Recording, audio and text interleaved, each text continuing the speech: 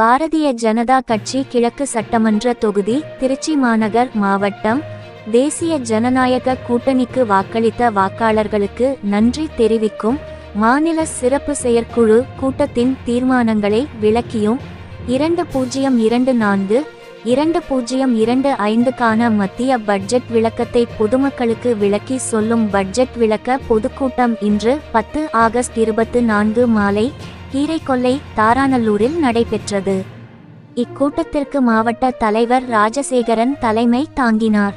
பொருளாதார பிரிவு மாநில செயலாளர் வெங்கடேசன் வரவேற்புரை ஆற்றினார்.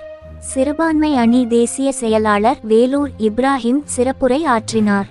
இந்நிகழ்ச்சியில் மாவட்ட பொதுச் செயலாளர் ஒண்டிமுத்து, மாவட்ட பொதுச் செயலாளர் காளீஸ்வரன், மாவட்ட பொருளாளர் செல்லதுரை, மண்டல நிர்வாகி சதீஷ், கோட்ட அமைப்பு பெரியசாமி, மாவட்ட செயலாளர் சதீஷ்குமார், மாவட்ட துணை தலைவர் சங்கீதா, வழக்கறிஞர் பிரிவு மாநில செயலாளர் சன் மாரியப்பன், மத்திய அரசு நலத்திட்ட பிரிவு மகேந்திரன், புதிய தொழில் முனைவோர் பிரிவு மாவட்ட தலைவர் தாய்மணி, மலைக்கோட்டை மண்டல தலைவர் அஜய், பொன்மலை மண்டல தலைவர் பி.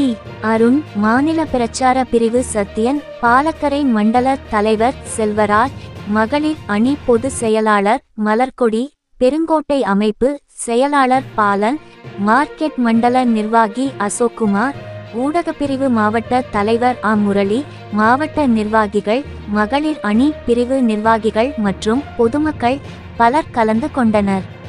மார்க்கெட் மண்டல தலைவர் பழனிகுமார் நன்றி தெரிவித்தார். திருச்சிராப்பள்ளியில் இருந்து நிருபர் எல். பாபுவின் அறிக்கை.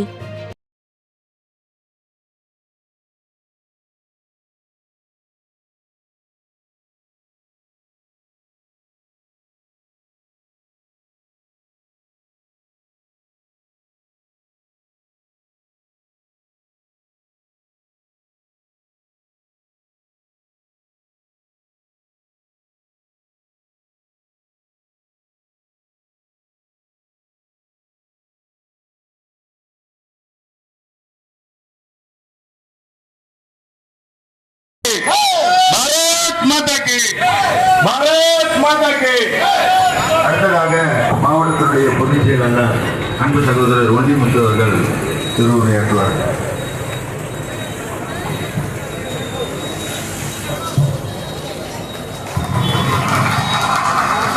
திருச்சி கிழக்கு சட்டமன்ற தொகுதி சார்பாக நடைபெற்றுக் கொண்டிருக்கிற இந்த பட்ஜெட் விளக்க பொதுக்கூட்டத்திற்கு சிறப்புரையாற்ற வந்திருக்கிற அருமை சகோதரர் வேலூர் இப்ராஹிம்ஜி அவர்களே, தலைமையேற்று நடத்திக் கொண்டிருக்கிற மாவட்ட தலைவர் உட்பட இந்த கூட்டத்தில் கலந்து கொண்டிருக்கும் அனைத்து நிர்வாகிகளையும் வருக வருக வரவேற்று, நம்ம 2024-25க்கான பட்ஜெட்டு நிர்மலா சீதாராமன் அவர்கள் வாசிச்சாங்க. இது இந்துக்களுக்கும் இஸ்லாமியர்களுக்கும் மத்தியில மோதலை ஏற்படுத்துமா இல்லையா? பிரிவினை ஏற்படுத்துமா இல்லையா? பிளவுகளை ஏற்படுத்துமா இல்லையா? நிச்சயமா ஏற்படுத்தும். அப்ப ஏற்படுத்தக்கூடாது என்றால் அந்த சட்ட திருத்தத்தில் மசோதா வேண்டும். புதிய மசோதாவை கொண்டு வருகிறோம். அந்த மசோதா சொல்லுகிறது இஸ்லாமியர்கள் சொத்தை பாதுகாக்க வேண்டும். ஏனென்றால் 1.5 லட்சம் கோடி ரூபாய் வருமானம் வர சொத்து இந்த திமுக காங்கிரஸ் கையவர்கள் சொத்தை அபகரித்து வைத்துக் கொண்டு 200 கோடி வரை வருமானம் காட்டுறாங்க. 1.5 லட்சம் கோடி எங்க இருக்கு? 200 கோடி எங்க இருக்கு?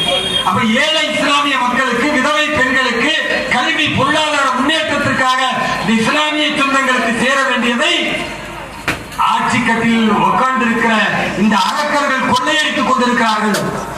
அந்த கொள்ளைக்காரர்களிடத்திலிருந்து பறித்து ஏழை இஸ்லாமிய மக்களுக்கு தர வேண்டும் என்றால் சொத்தை மாவட்ட ஆட்சியர் முன்னிலையில சரிபார்க்கப்பட்டு அன்றைய நில மதிப்பீட்டு எவ்வளவோ அந்த தொகையை இஸ்லாமியர்களுக்கு தர வேண்டும் என்று இந்த மசோதா சொல்கிறது. இது இஸ்லாமியர்களுக்கு நல்லதா கெட்டதா? இன்னைக்கு ஏழை இஸ்லாமியர்கள் வறுமையில் இருக்கிறோம் சொல்றேன். 1.5 லட்சம் கோடி ரூபாய் வந்துச்சுன்னா தமிழ்நாட்டு பட்ஜெட்டோட அதிகம் இல்லையா? எவ்வளவு பெரிய முன்னேற்றம் இஸ்லாமிய மக்களுக்கு கிடைக்கும்.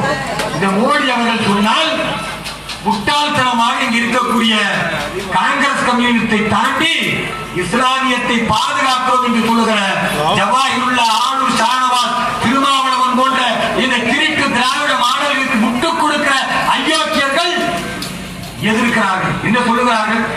மோடிக்கு இந்த முஸ்லிம்கள் மீது அக்கறை, மோடிக்கு இந்த இஸ்லாமியர்கள் மீது பாசம், அதனால் நாங்கள் சந்தேகப்படுகிறோம். இப்படித்தான் இவர்கள் ட்ரிபிள் தலாக் என்கிற முத்தலாக் தடை சட்டம் வந்த பொழுது எதிர்த்தார்கள். மோடி எப்படி இதை கொண்டு வரலாம் என்று. ஆனால் திரு நரேந்திர மோடி சொன்னார், இந்த நாட்டில் உள்ள 10 கோடி இஸ்லாமிய பெண்களில் பல்லாயிரக்கணக்கான பெண்கள் தலாக் தலாக் தலாக் என்று சொல்லி ஏழை இஸ்லாமிய பெண்கள் கைகளில் குழந்தைகளோடு நடுத்தருவில் நின்று கொண்டு காவல் நிலையத்திற்கு போனாலும் நீதி கிடைக்காது, நீதிமன்றத்திற்கு போனாலும் நீதி கிடைக்காது என்று பல ஆண்டுகளாக கதவுகளை தட்டி தட்டி நீதிமன்றங்கள் இந்த மத்திய காங்கிரஸ் அரசை அப்பொழுது கேட்டு கேட்டு பதிலளிக்காத நிலையில் வாக்கு வங்கி இழந்து விடுவோம் என்று பயந்து கொண்டிருக்கிற நிலையில் பாரத பிரதமர் திரு நரேந்திர மோடி அவர்கள் 10 கோடி இஸ்லாமிய மக்களின் தகப்பனாக, ஏழை இஸ்லாமிய மக்களின் சகோதரனாக தைரியமான முடிவெடுத்து முத்தலாக் தடை சட்டத்தை கொண்டு வந்தார். அதுக்கு முன்னால சென்று இந்த கொடியை வழங்கவிருந்தேன்.